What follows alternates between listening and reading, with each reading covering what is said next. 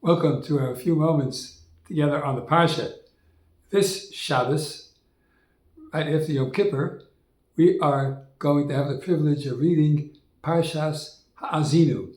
Haszinu is known as a Shira, as it says towards the end of the Sedra. It's a very strange Shira. It begins with unbelievably beautiful words of uplift for the Jewish people. For instance, in Perek Lamed Beis in Pasuk Daled, the Pasuk says, Hatzur Tamim Pa'olo. The rock, perfect is his working. Ki chol derachav mishpat. All of his ways are just. Keil emuna ve'ein avel. He is a God of faithfulness and confidence. And there is no misuse of power in Hashem's world. Righteous and straight is Hashem. That's the beginning of the Shira of Parshas Haszinu. But then an entire perek, practically a litany of tragedy and difficulty and harm that could befall the Jewish people for not taking part of the responsibility of upholding the beautiful ideas that Hashem has given us. But it ends with the words in Perek Mem Gimel, Haninu Goyim Amo. Therefore, according to the translation of Rav Sham Shofar Hirsch, therefore, O ye nations, make the lot of his people a happy one, for he will avenge the blood of his servants, and vengeance will fall back upon his enemies, and his people are to bring atonement to his world of men. The Jewish people are going to bring a great atonement for the world, for all the litany of tragedies that they have promulgated against us. Nevertheless, we do not give up hope. We are very positive.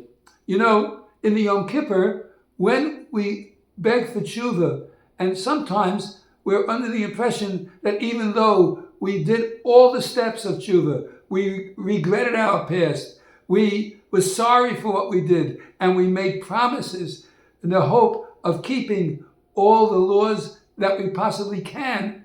So sometimes we might say to ourselves, I'm so depressed over this. I feel so bad.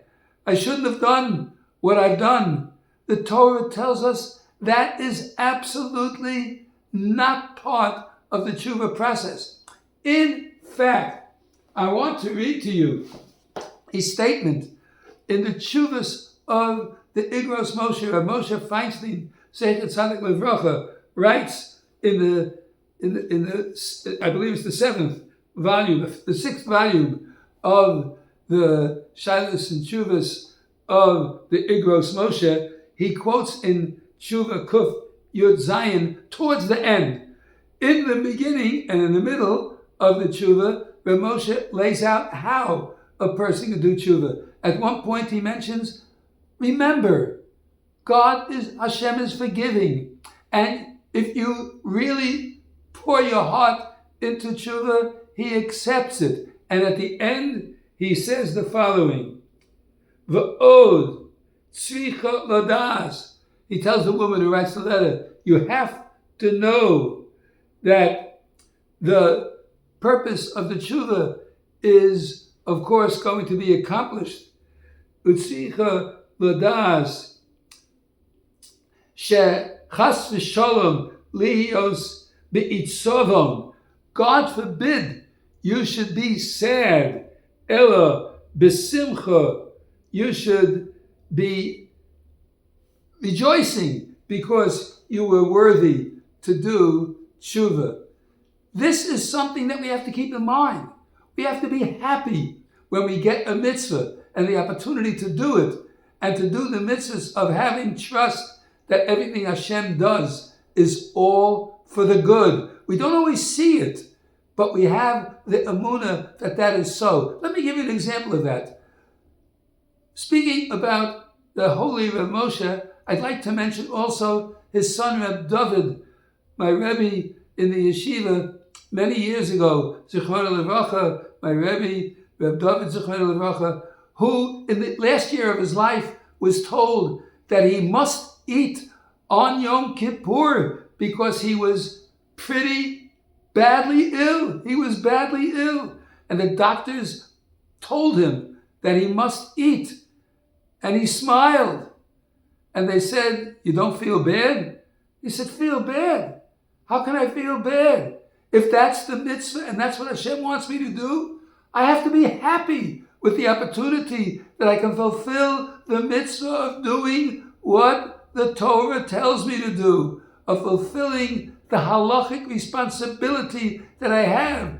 My mitzvah this Yom Kippur is to eat so that I can be healthier and possibly live through another few days or weeks in order to be able to fulfill the Torah." One should not be sad when they're given some news about not being able to perform a mitzvah.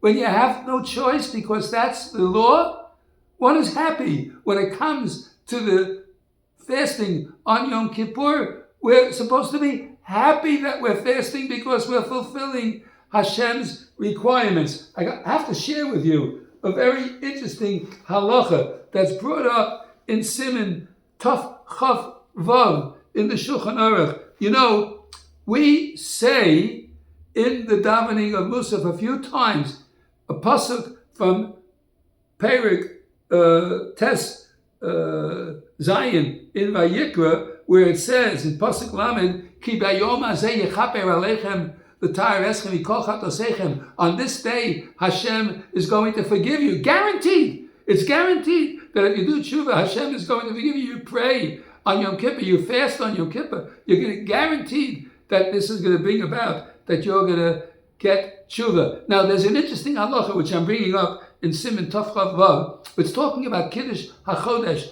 and being Mekadesh the month through Kiddush HaLevana. And the praying for the new moon, as we know, is not any time during the month, but only at the first half of the month. And normally and usually we do the best, as the halacha brings down, that we should say Kiddush Levana after Shabbos. Why after Shabbos? Because Shabbos, we're so imbued with the holiness of the day.